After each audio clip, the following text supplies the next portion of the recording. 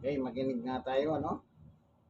Tungkol dito sa anomalya sa 2019 na siging, yung nangyari noon na muling mabubuhay sa pamamagitan ng investigasyon ng NBI. Okay, makinig nga tayo, ano? Dito sa isang vlogger sa kanyang mga source. No, makinig tayo para matututo tayo kung 2019, 2020 ngayon, about 7 years. Buenas tardes, Hindi mabubuhay damas na y caballeros. multo. Alam mo na nasa panic mode na ng kahit isang magaling na lawyer na si former Senate President Alan Peter Cayetano kasi nagtuturo na siya, nagkaka-finger pointing na at nagkakalaglagan blues na. No less than si former President Rodrigo Roa Duterte ang nilaglag ni Alan Peter Cayetano at si former PCDA head na si Vince na at ngayon ay DPWH Secretary na si Vince Dizon ang nilaglag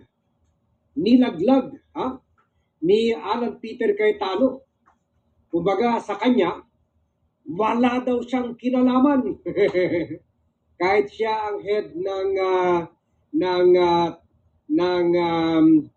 agency at task created by President Bongbong Marcos, former President Rodrigo Roa Duterte to oversee the holding of the Southeast Asian Games. So yung games lang daw ang responsibilidad niya. Wala daw siyang responsibilidad sa construction, sa 10 million budget construction ng controversial facilities ng 2019 Southeast Asian Games. Ayan, kasalanan na naman ni Duterte. Ito magandang laglagan blues kasi mga DDS na mismo, mga DDS na mismo ang naglaglagan. At ngayon naguhugas kamay na si Alan Peter Cayetano na kumbaga wala daw kasalanan. Kasalanan ni former President Duterte dahil nag-create ito ng ehensya para headed by Alan Peter to oversee the 2019 Southeast Asian Games. At ang tunay na may kasalanan daw ay si DPWH Secretary and former President and CEO of the Bases Conversion and Development Authority na si Vince Dizon. Ito na ba sinasabi natin? Ang original sin ni President Bongbong Marcos ay yung nakipag-alyansa siya sa Unitives Coalition. Certified na hindi na unit team, kundi Unitives talaga. Kasi sabi ng mga Duterte, magnanakaw ang mga Marcoses. Sabi rin ng mga Marcoses, magnanakaw ang mga Duterte. Kaya Unitives. Pero akala natin, natuto na si President Bongbong Marcos. Nadala na siya sa mga Unitives personalities. Pero bakit inappoint pa niya itong si Vince Dizon? 120 million Filipinos naman, marami rin dyan mga engineer. Bakit si Vince Dizon? Siguro magaling talaga ito kumita. Ang reputasyon kasi ni Vince Dizon, well, yung sabi-sabi lang malinis ito. Malinis si Vince Dizon. Malinis. Makita mo nga, simple lang buhay ni Vince Dizon Kaya lang, paborito si Vince Dizon ng Duterte administration at Marcos administration kasi si Vince Dizon, kung ano mang kita meron sa ahensya na hawag niya, for example, BCDA, Bases Conversion Development Authority. Dinadala niya sa taas. Dinadala niya sa Malacanang. Ganyan rin siguro nangyari sa DPWH. Tanong lang. Basta ganyan daw. Kaya paborito, boy genius na ito ng Duterte administration at saka ng Marcos administration. He gets the job done. Kumbaga, ang bait-bait ni Vince. Kumikita si Presidente, kumikita si First Lady. Pero si Vince hindi kumikita. Yan. Kaya believe sila kay Vince. So eto na, ipit na si Vince. Ipit na. Dahil kasama talaga siya dito kasi ito si Vince, bago siya ginawang Bases Conversion Development Authority President, ay naging consultant at political officer, na noon ay si Senate Majority Leader Alan Peter Cayetano from 2013 to 2016. Kumbaga, Cayetano boy talaga ito. Bakit inappoint siya ni Duterte, ni President Marcos sa DPWH? Samantala, Cayetano boy ito. Political consultant, political officer ni Cayetano. Nung Senate Majority Leader si Cayetano from 2013 to 2016. Bakit siya pa ang inappoint sa DPWH? At yun, under the leadership of Vince Dizon as President and CEO of the Bases Conversion Development Authority, nag-transfer ang Kongreso ng 4.18 billion. At pumasok ang PCDA sa Joint Venture Agreement with the Malaysian developer MTD Capital Berhad. At hindi na nag-public bidding. At kahit dapat ang budget lang ay 4 to 6 billion, naiakyat ito sa 9.5 billion. So siguro 6 billion lang talaga ang project. Pero ang 4 billion, tong PATS. Sabi ko kasi inyo, magaling ito si Vince Dizon. Magbigay, ma-deliver ng grasya sa mga nag-appoint sa kanya. Ganyan daw kasi kaya love na love nila si Vince Dizon. So,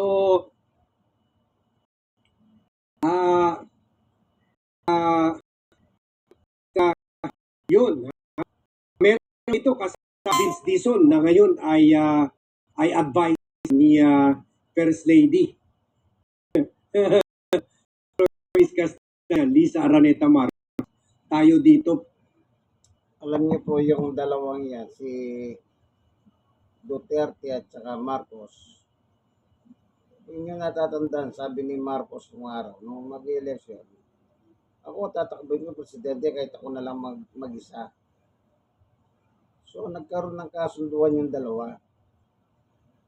Duterte at Marcos. So sa madaling salita, nang sila yung manalo, pasinin nyo yung mga nakaupo kay Marcos, karamihan tao din ni Duterte. Nakaupo. Halos tao rin ni Duterte yung nakaupo. Ngayon, siyempre, magkasama sila, unit team Kanya lang, tsaka na lang nasira yung ang grupo na yan, naging unit teams na lang kung tawagin ng mga sa social media. Ngayon, ito ngayon, ang after 2019, di ba? After 7 years, after 7 years, sumingaw yan. May sumingaw. Ngayon, ayong din,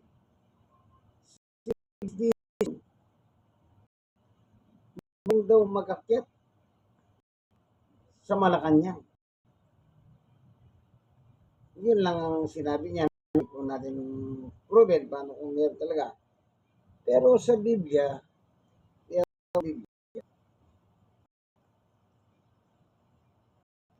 ang sabi dito, 4:13 ng Hebreo, Walang makapagtatago sa Diyos. Nakikita niya at lantad sa paningin niya ang lahat at sa kanya tayo mananagot. Kung sabi nga ni Director Matibag, may dumating sa akin sabi niya. Pero wala siyang binanggit na tao. Tungkol sa SEA Games 2019. At itong si Cayetano, biglang nagpuputak. Una si Robin, siya nagpasimula. Then sumunod si Cayetano, then sumunod si Pia. Nagpuputak sila sa Senado. Okay lang. Nang mabalitaan nila yung investigasyon ng NBI sa SEA Games. So, ibig sabihin ngayon, kaya sabi pala ni Director Matibag, malaki ito. Kaya kinwestiyon ni Pia yung malaki. Bakit? Naimbestigahan na ba niya? Sabi niya. Okay. Ngayon, dito, unti-unti ngayon sumisingaw dito. Maganda yan. Managot ang dapat managot dito kasi sabi ng Biblia, walang may tatago ang gawa ng tao. Okay, diyan tayo umasa sa salita ng Diyos. At sa kanya tayo mananagot ang sabi niya. Tuloy. Ay advisor ni First Lady. Pero i-discuss natin yan. Liza Araneta Marcos. Tayo dito, patas lang tayo, love for country lang tayo. Ginigisa na tayo ng Marcos administration sa flood control at ng Duterte administration. Ginigisa pa tayo sa 10 billion Southeast Asian Games anomaly or scam. Kaya hindi tayo maka-afford para paboran either Marcos or Duterte. I-expose natin pareho yan. Parehong magnanakaw. Parehong unit thieves. Pareho kawawa tayo. Kaya wag na kayo maging loyal Marcos, Duterte. Maawa kayo sa sarili nyo. Wala na tayong patutunguhan. Si Vince Dizon, nasangkot sa anomalya sa 10 billion. Bata ni Alan Peter Cayetano, political officer ni Cayetano, ginawa pa DPWH Secretary ni President Marcos.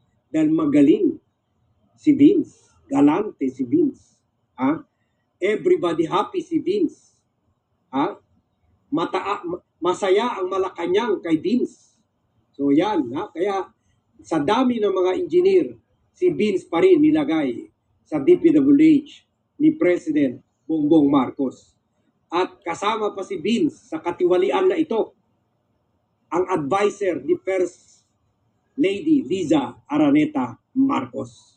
Later, iba-vlog natin yan. Antabayanan nyo yung vlog natin dyan. So, pero dito, concentrate muna tayo sa Laglagan Blues. Laglagan Blues. Siguro hindi nyo napansin, pero i-play na lang natin. Baka sabihin nyo, ginagawa lang natin ito. Kung saan si Cayetano ay sinabi, wala akong kinalaman dyan. Wala akong kinalaman dyan. Si Vince Dizon ang may kasalanan dyan at yung advisor ni First Lady ang may kasalanan dyan ni Liza Araneta Marcos. So, pakinggan nyo to. Pakinggan nyo to. Yung pangingiya ni Alan Peter Cayetano at pagmamakaawa sa mga kasamahan niya. Tulungan nyo naman kami! Under attack kami! Kumita kami pero kami under attack. Tulungan nyo naman kami kahit hindi kayo kumita sa 10 billion na Southeast Asian Games scam. Panoorin nyo to. Rule 6 of the impeachment proceedings is that the rules of the Senate is superatory, and if there is anything that affects the honor, integrity, or the functions of us individually or as a Senate here as an impeachment court, someone can rise on a question of personal or collective privilege. I won't do that, but may I just respond to what Senator Padilla said, since my name was mentioned and since the investigation announced by the NBI yesterday, Wari, hindi pa sila scripted. Siyempre, sila yung kumausap kay Padilla. Ha? Siguro marami silang senator kumausap, pero lahat sinabi, ba't naman ako i-bring up yung topic na yon? Hindi naman ako kumita dyan sa Southeast Asian Games. Kayo lang kumita dyan. Ito si medyo madali lang nilang bilugin ng utak ni Robin. Kaya yan, si Robin lang nagsalita among all the senators andun kahapon sa trial. seems to be pertaining to this person as chairman of the 2019 organizing committee of the Southeast Asian Games. May I maybe Oy, thank you ha, Tiano Mulimbayan. Ina-appreciate niya na hindi tayo maka Marcos, hindi tayo maka Duterte, hindi tayo maka Leni. At lately, kahit kaibigan ko si Isko at sinuportahan ko last election, binanatan ko dahil nagpakain siya ng mga DDS sa nilangaw na rally ng Iglesia ni Cristo at DDS sa Manila.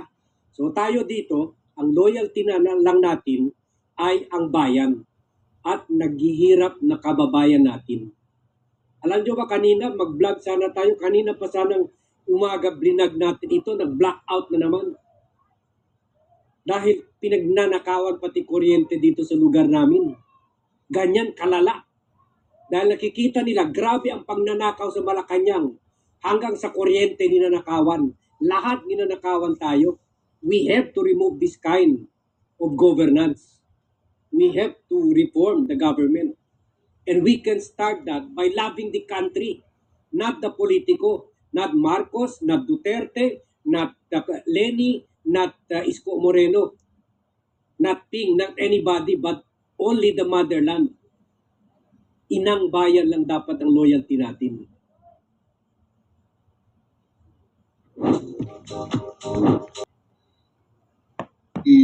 in the form muna of manifestation, unless the presiding officer or Senate President thinks that I should elaborate on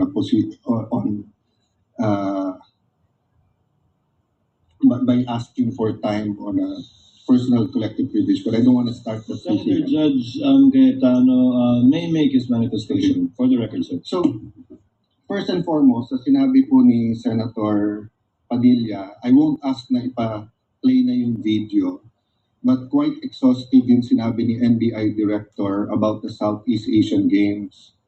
So, if the intention was to have a chilling effect, we already have that chilling effect. May 11, hinabol dito sa session hall na to ng mga ahente ng NBI si Senator Bato. May 13, nagkaroon ng enkwentro, putukan, pinipilit ng NBI na hindi sa loob ng Senado, but we have all the evidence that it was inside the Senate. Other incidents, I do not want to evoke a reaction or debate because I want to respect my fellow senators. Much of this has been vented in the media, in court. Director Matibag has promised us that he will give us a warrant issued by the ICC, has promised us that he will hold his agents na nanggulpin ng isang OSAA. He will be the one to implement the contempt order and hold them in his office, but wala ditong natupad. Ang layo na ng issue. I mentioned his name, his position the other day that it was bad taste. Walang personal yan. I mean, regardless kung sinong, even if it was a secretary, an alter ego of the president who wrote the execution team or the defense team to say, pwede bang next week kasi may seminar, I would have said the same thing, di ba? Na, look at the gallery. Kompleto parati dyan from Congressman Ace Barbers to many Congressman Ridon. I won't name all of you, but you're busy people. But you think this is important, so you take time out and you are here. Diba? Of course, the prosecution team, you are here. We are here, despite of many, many other important things. Not only investigations, not only the flood control, not only the BIR, not only we're also talking about the nation being uh, prone to volcanic eruption, to yung bagyo. Buti, nasalanta pa rin tayo ng bagyong Inday. Ibang Inday ang pinag-uusapan natin dito sa impeachment. But still, we are here. So it was in good faith that I said, as an example, ano namang masama kapag yung isang bureau head. NBI director is a very important position, but it is a bureau. So if a bureau head, and tignan yung invitation, nakalagay sa invitation, or your representative, and we resolved it. So aksidente ba na yesterday, suddenly after I mentioned it, and after during the weekend, many have been talking about na dapat ata hindi 16. So 21 na lang kami ngayon eh. So 2/3 of 21 is 7. Pag nabawasan pa kami ng 3, 13 na lang yon. Pero some will argue, mabawasan lang kami ng 1 o 2, maka 13 na rin yon kasi wala naman half person o 3/4 person. So all of these issues are valid. Question, the chilling effect is there, but am I intimidated? Wala na akong choice. Ilalabang ko na to, gagawin ko yung dapat kong gawin. Bumaliktad man yung sitwasyon, si President Marcos ang ini-impeach and I felt a certain way, ilalabang ko rin. Chief Justice man ang i-impeach, ilalabang ko rin. But for the record, Mr. President, go ahead and investigate. First of all, that's been investigated many, many times. So, Investigated during the Duterte administration. Naalala nyo pa yung investigasyon sa So, walang nangyari yun. Meron ba kayong alam na meron ba kayong nabalitaan na pakulong ni dating Pangulong Duterte tungkol sa Siging? Wala. Ngayon, sumingaw after 7 years. Mukhang dito meron makukulong. Eh, di mas maganda. Ibig sabihin, talagang ang Panginoon Diyos magaling eh. Hindi papayag ang Diyos na pagtakpan na lang yan. Diyos na rin ang gumagalaw dyan, kaibigan. Kung wala ang tulong ng Diyos, kung tao lang ang tulong, wala, pagtakpan lang nila yan. Remember, Marcos, Duterte, unity niya. Magtataki pa niya. Kanya lang, nagkasira yata. Hindi ko alam anong rason. Hindi ba kauupo lang ni Bongbong, humingi ng 125 million si Sara, binigyan niya. Na yung 125 million is nalusay lang in 11 days. Meron ba tayong narinig kay Pangulong Bongbong? Wala. Then nagrally, may isog dito, may isog doon. Bigla-bigla, tinatanggal. Gusto siyang tanggalin. Ayan na, sumisingaw na. Sumigaw na yung mga iba. Ito na naman ang panibago singaw. Managot ang dapat managot. Kasi, sabi nga sa Diyos tayo mananagot. So, kung sino man yung involved dito, sigurado, pagka pumunta si Matibag sa Senado sa Martes, bilang resource person o witness, sigurado, baka niya. Ako panunurin ko yun. Maganda eh. So, hanggang dito na lang muna itong ating panonood, pakikinig. Salamat sa Panginoon Diyos dahil Diyos ang gumagawa nito. Diyos ang nagpapasingaw nito. Diba?